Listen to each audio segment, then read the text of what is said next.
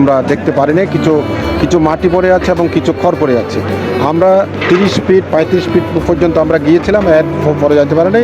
তবে 2 বছর পরে 2 কোলে 2টা বাচ্চা নিয়ে আসছি।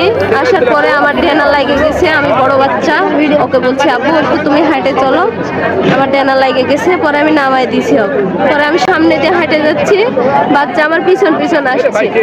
আমি ও গর্ত পার হয়ে চলে গেছি।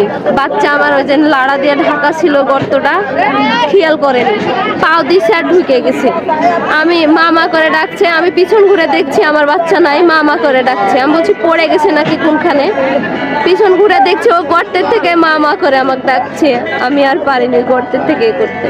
তারপরে আমি বাচ্চা আমার কোলে আছে 3 মাসেরটা, আমি বাচ্চা নিয়ে কান্দাকাটি শুরু করছি যে আমার বাচ্চা নিচে নেমে চলে গেল। পরে যাই যে জায়গা থেকে শুনিছে সবাই ছোটাছুটি করে দৌড়ে আসছে, আসে দেখছে ও কিভাবে তুলবে, ওটা তো নিচে চলে গেছে। আমার শ্বশুর ছিল, আমার